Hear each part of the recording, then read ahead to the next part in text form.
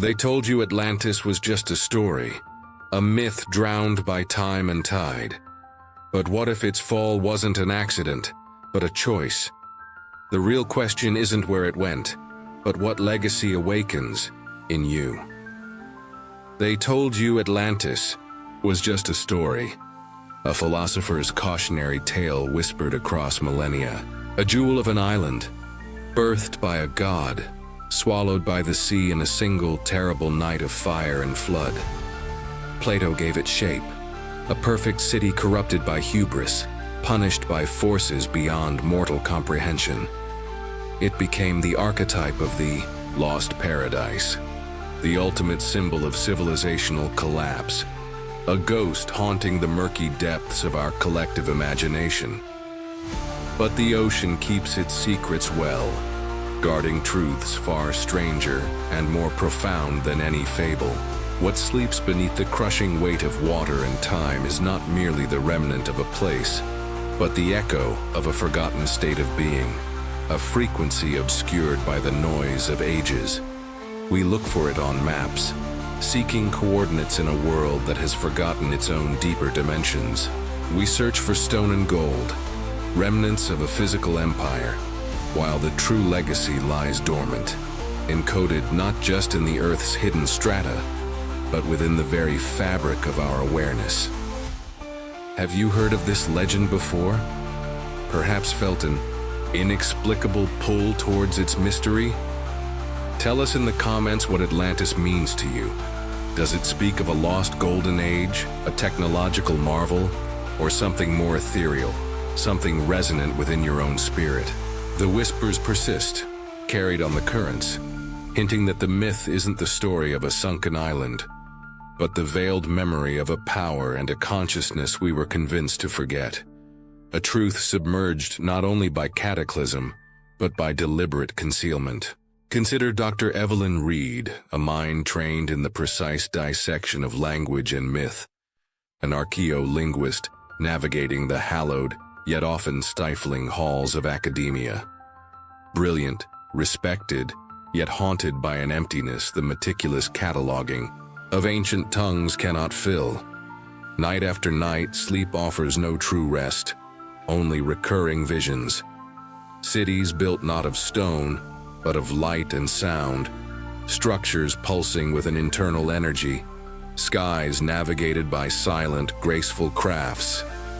And always, persistently, a complex geometric symbol dominates these dreams, intricate and resonant, evoking a feeling of profound, inexplicable significance, coupled with an aching sense of loss. Her waking life feels disconnected, a pale imitation of the vibrant reality her subconscious insists existed. Her only tangible link to this otherness is a small, peculiar artifact inherited from a relative dismissed as eccentric, a woman who spoke of ancestors who tended the stars. The object, a piece of quartz unlike any geological specimen Evelyn knows, seems almost alive. It warms subtly in her hand during moments of intense focus or emotional resonance, and sometimes emits a barely perceptible hum, a frequency that seems to soothe the edges of her persistent, unnamed yearning. This internal void, this deep sense of being fundamentally adrift, mirrors the very civilization she finds herself increasingly obsessed with.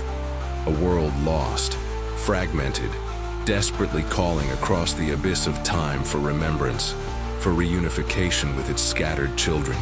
Plato's account, meticulously studied, forms the bedrock of the known legend, Poseidon's Isle, its concentric rings of land and water, its virtuous beginnings, its technological prowess, the fateful war against ancient Athens, and the divine wrath that erased it from the world. Evelyn charts these details alongside eerily similar narratives, scattered across the globe like fragments of a shattered mirror. The great flood myths of Mesopotamia, India, the Americas, legends of civilizing, gods arriving from the sea, bestowing knowledge before vanishing.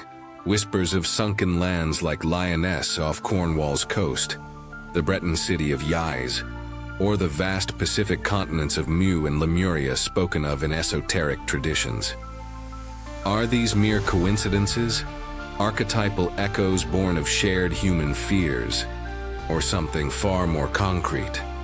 The connections are too numerous, too specific to be easily dismissed, yet conventional scholarship erects impenetrable walls against any theory that dares to link them into a coherent whole. Atlantis, for the mainstream, remains firmly in the realm of allegory or localized Bronze Age disaster.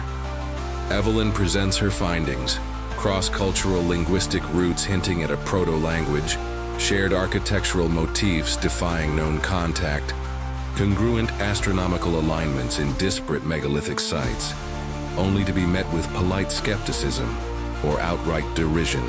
The system rewards adherence to established narratives, punishing leaps of intuition, however well supported by anomalous data.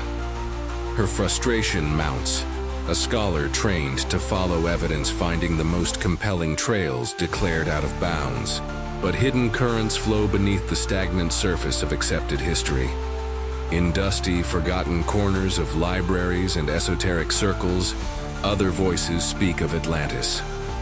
Edgar Cayce, the sleeping prophet, described in hypnotic trance a civilization spanning millennia, possessing technologies, harnessing crystal energies, and manipulating the very forces of nature.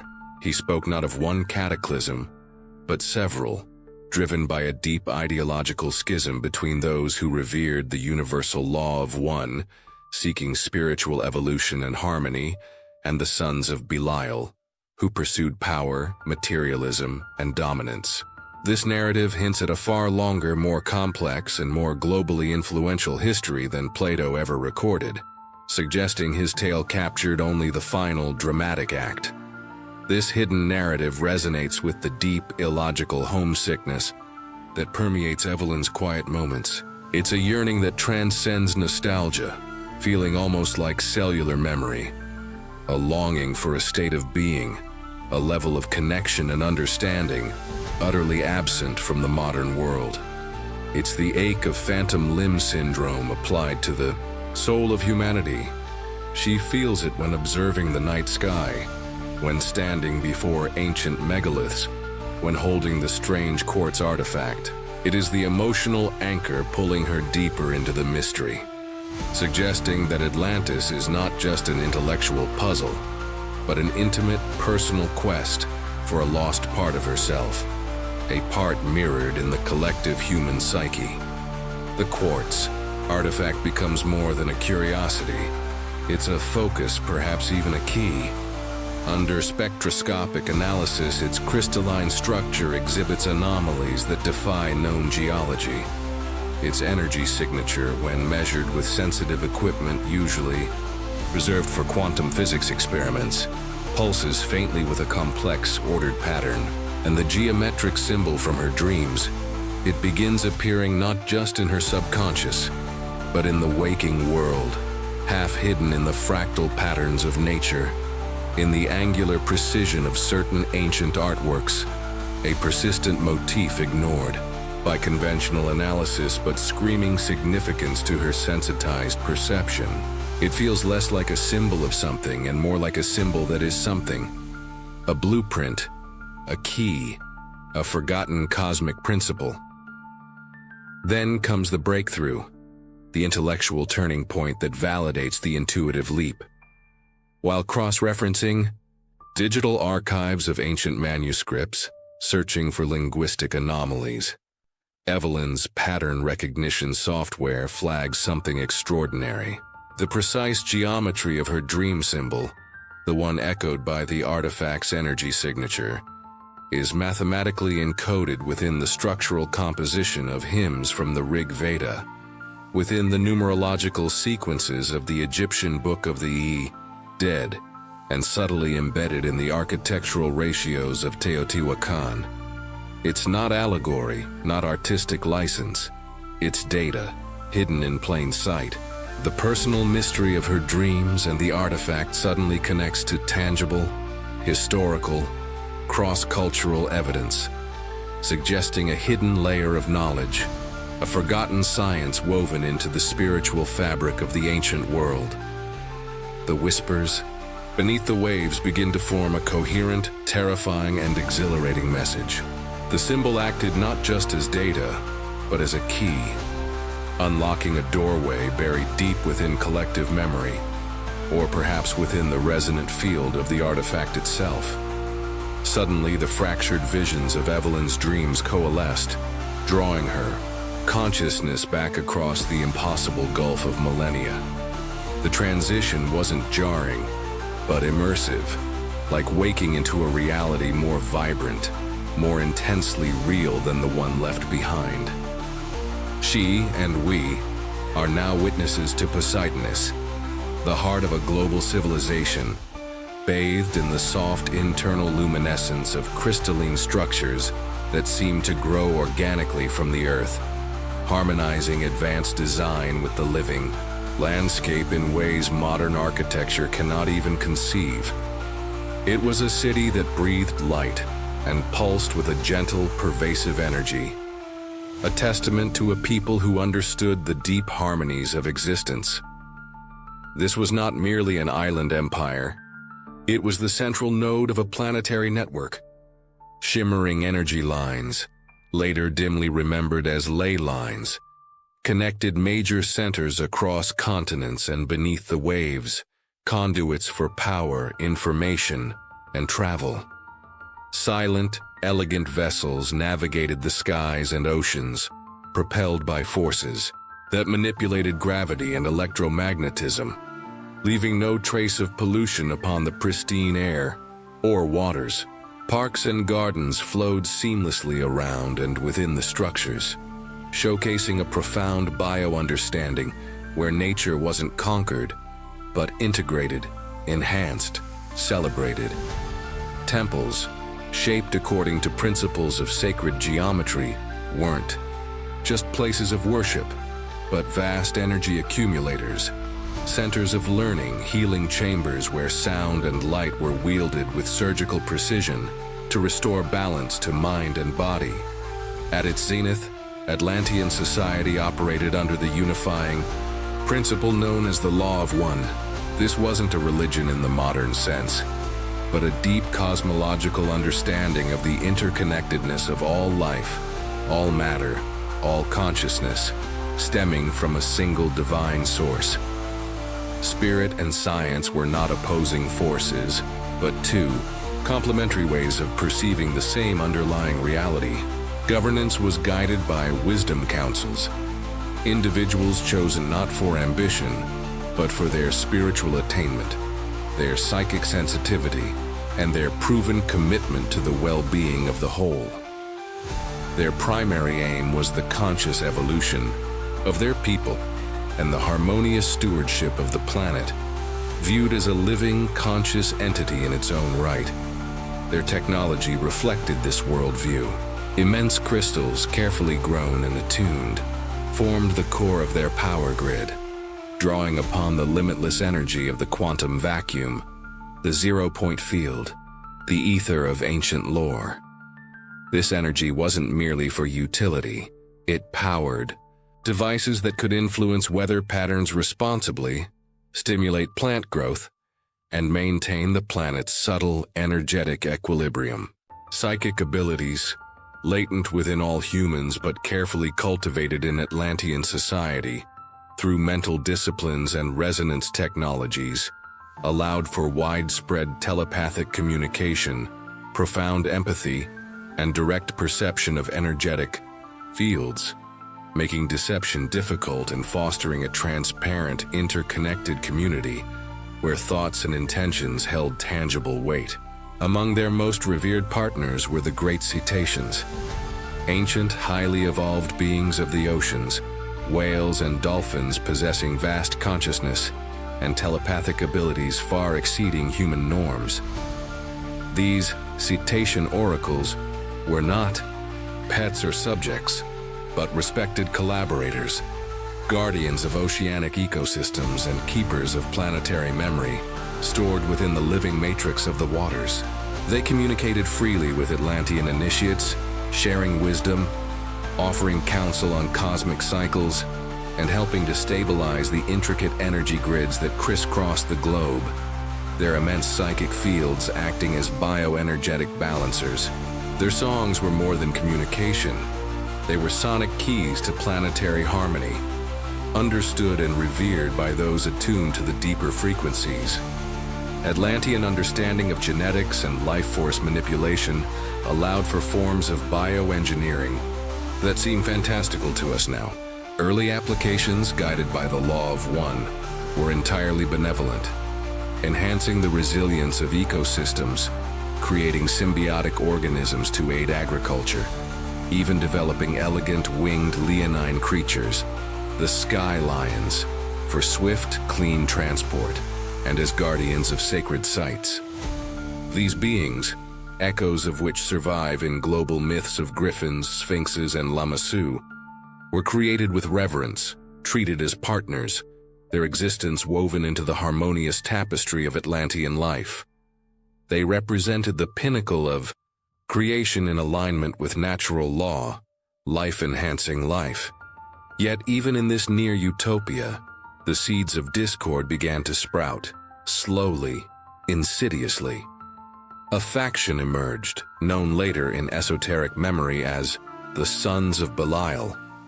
They represented the polar opposite of the law of one, individualism bordering on narcissism, a focus on material gain, a desire for power over others and over nature. They saw the planet not as a sacred trust, but as a resource to be exploited.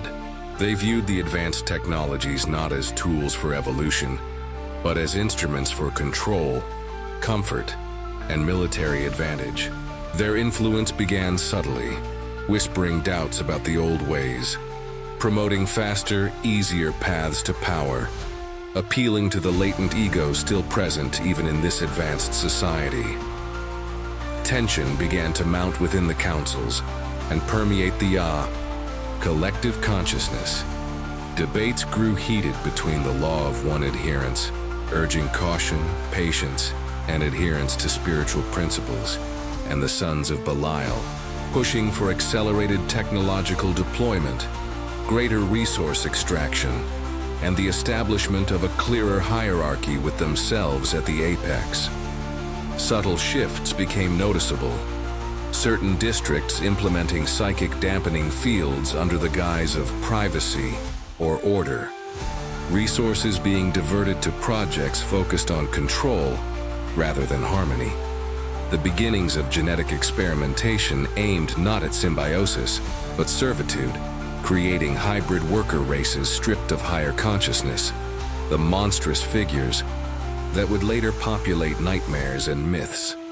At the heart of Atlantean power, and therefore the heart of the growing conflict, lay the Great Crystal, also known as the Twi Stone or Firestone. Housed within the central temple complex, this colossal crystalline consciousness amplifier was the main regulator of the global energy network. Its potential for good was almost limitless, capable of rejuvenating the planet, powering entire continents, facilitating mass consciousness expansion, and even enabling interstellar communication. It was attuned to the Earth's core, the Sun, and cosmic energies, acting as a planetary heart crystal. But its power was immense, volatile, and directly linked to the collective consciousness and intention of those who interacted with it. The awe inspired by Atlantis' achievements thus began to mingle with a chilling unease. The very tools that enabled their golden age held the potential for unimaginable destruction. The psychic harmony that bound their society began to fray under the strain of ideological division. The reverence for life started to erode as the Sons of Belial treated both natural forces and engineered beings with increasing arrogance and disregard. The delicate balance between immense power and profound responsibility began to tip. The path of alignment brought strength, but the seductive whisper of domination promised a quicker, more potent form of power. a promise that, unknown to most, led directly towards the abyss. The gleaming cities still shone, but shadows lengthened within their crystalline hearts. But the true horror is yet to unfold. Stay with us. The shadows lengthened, no longer confined to the hidden corners, but stretching openly across the heart of the Atlantean world. The philosophical divide between the Law of One and the Sons of Belial erupted into overt conflict, tearing the fabric of their once harmonious society. What began as ideological debate festered into suspicion, then factionalism, and finally into outright hostility. Resources, once shared for the common good, became hoarded by those aligned with Belial, creating pockets of artificial scarcity and fostering resentment. The pervasive psychic harmony fractured, replaced by fields of dissonance, fear, and aggression, deliberately amplified by those seeking to control through division. The dream of unity was dying, replaced by the nightmare of separation.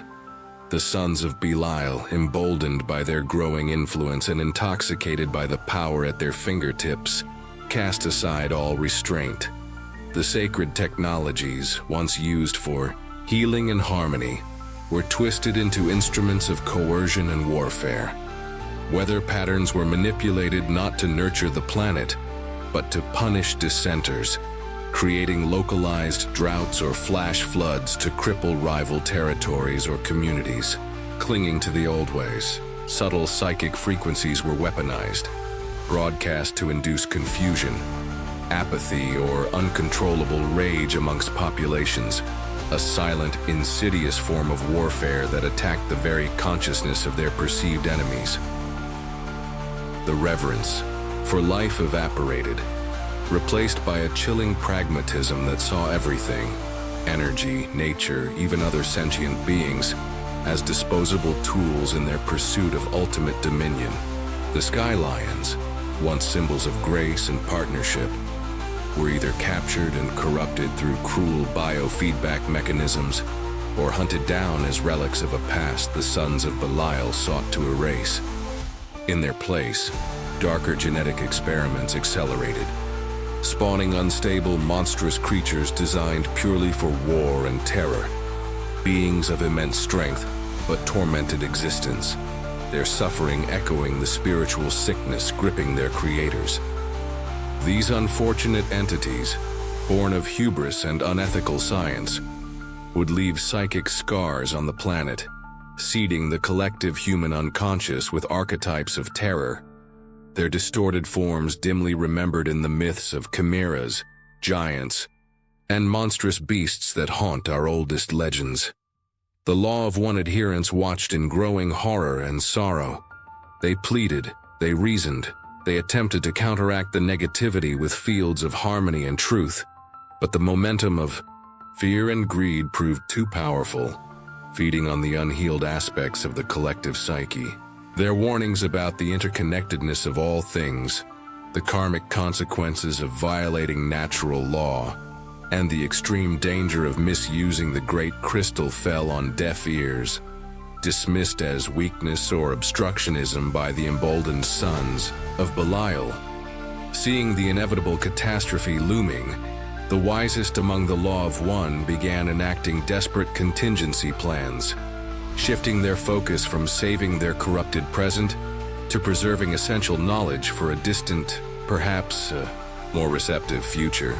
The final act of arrogance was breathtaking in its recklessness, believing they could seize absolute control of the planetary energy grid, and perhaps even wield the power of the Great Crystal as an ultimate weapon against internal dissenters and perceived off-world threats.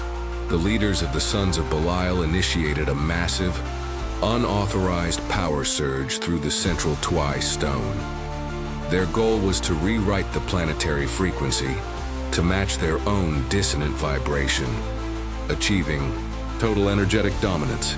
They ignored the final desperate warnings from Law of One technicians about the crystal's delicate attunement to cosmic cycles and the Earth's own biofield, blinded by their insatiable hunger for power. The result was instantaneous and catastrophic. The Great Crystal, unable to contain the unnatural, imbalanced energy forced upon it, overloaded violently. It didn't just malfunction, it fractured energetically, unleashing a wave of chaotic, destructive frequencies across the entire planet. The planetary grid, intrinsically linked to the crystal, went haywire. Ley lines erupted like severed arteries, spewing raw electromagnetic energy into the atmosphere. The Earth's magnetic field buckled, poles beginning a terrifyingly rapid shift. Deep within the planet's core, resonant instabilities triggered massive tectonic convulsions, the very ground groaning under the strain of energies it was never meant to bear in such a distorted fashion. What followed was the stuff of apocalyptic nightmare, exceeding even Plato's description. Skies tore open, bleeding raw energy. Auroras descending to ground level as crackling, lethal curtains of light. Colossal earthquakes ripped continents apart, land masses rising and falling amidst the tortured screams of the planet itself. Mega tsunamis, born from oceanic plate fractures and atmospheric pressure collapses, rose to impossible heights, erasing coastlines and surging deep inland across the globe. The very air crackled with psychic static, a deafening roar of terror, pain, and madness, as minds overloaded from the energetic shockwave emanating from the dying crystal. Poseidonus, the epicenter, simply disintegrated, swallowed by raging waters and collapsing earth, but its death throes convulsed the entire globe, shattering the network of Atlantean civilization worldwide. This was no simple flood, no localized earthquake, no singular act of divine retribution as later myths would attempt to rationalize. This was suicide on a planetary scale, the inevitable consequence of spiritual decay manifesting as technological self-destruction. The surface myth speaks of angry gods punishing human pride, a convenient narrative that obscures the deeper, more disturbing truth. Atlantis destroyed itself. The sons of Belial, in their grasping attempt to control the ultimate power source, triggered an uncontrollable feedback loop, proving the immutable cosmic law that seeking power over life inevitably leads to destruction, both for the dominator and the dominated. Their ambition became the world's funeral pyre. Yet even amidst utter annihilation, the law of one's foresight offered a sliver of hope. As the cataclysm unfolded, their contingency plans activated. Deep beneath the earth, shielded vaults designed to withstand unimaginable forces sealed themselves, preserving caches of knowledge, crystal records, and perhaps even genetic material. Small prepared groups of survivors, guided by initiates, were led away from the epicenters towards designated safe zones, carrying fragments of wisdom and specific instructions. Some may have utilized advanced, localized energy fields or specific, vibrational frequencies to shield small arcs or communities, vanishing from the chaotic physical plane.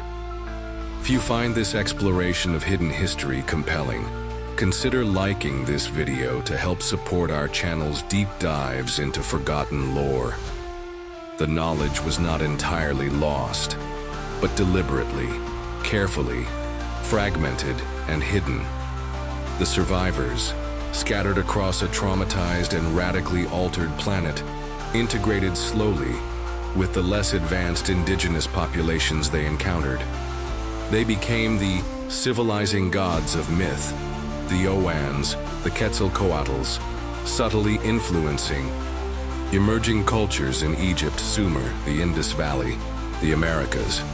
They encoded Atlantean wisdom into sacred geometry, astronomical alignments, symbolic language, and complex mythologies, planting seeds designed to lie dormant until humanity, after cycles of forgetting and rediscovery, might one day be ready to understand the true legacy of the ancestors, the full weight of the lessons learned at such terrible cost. The age of Atlantis was over, but its memory, its potential, and its warning were now woven into the very blueprint of the future. The echoes of that shattering harmony did not fade with the receding vision. They lingered, imprinted onto Evelyn's consciousness, transmitted perhaps through the strange resonance of the artifact, or awakened from a dormant layer of her own being. The immense sorrow, the chilling recognition of hubris, the desperate hope of the survivors. It felt less like history witnessed and more like memory recovered. The world outside her window, the familiar academic setting, now seemed subtly altered, veiled. She could no longer look at the fragmented myths, the anomalous ruins, the very trajectory of human civilization, without seeing the ghostly outline of the submerged, forgotten mother culture. The search was no longer purely intellectual. It had become visceral, existential. Armed with this terrifying, clarifying insight, Evelyn began mapping the connections not as academic theories, but as recovered truths. The geometric symbol wasn't just encoded mathematically. It was the fundamental pattern underlying the Atlantean energy grid, a blueprint for accessing zero-point energy, a key to harmonizing consciousness with cosmic frequencies. She saw it now, hidden in plain sight, in the precise angles of the Great Pyramid, the layout of Stonehenge, the ground plan of Teotihuacan, nodes on a planetary network built with impossible knowledge, the shared flood myths, the civilizing gods, the tales of sunken lands. They weren't disparate legends, but fragmented eyewitness accounts of a single globe-spanning civilization and its catastrophic end, filtered through the lens of localized trauma and cultural memory. The implications were staggering. The great megalithic sites dismissed as primitive tombs or temples were likely remnants, perhaps intentionally constructed by survivors or later inheritors, located on crucial planetary energy vortices. Their advanced acoustic properties, precise astronomical alignments, and construction techniques defying conventional explanation pointed towards a sophisticated understanding of subtle energies, sound, and resonant frequencies.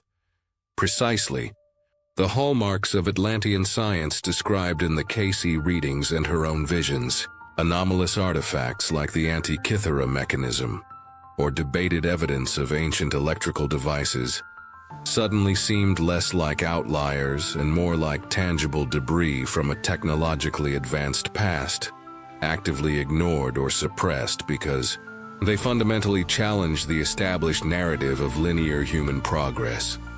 Her research, now guided by this internal compass, led her down paths previously dismissed. She connected with Dr. Aris Thorne, a brilliant but marginalized quantum physicist exploring the very zero-point field technology hinted at in Atlantean lore, investigating consciousness as a fundamental force interacting with space-time.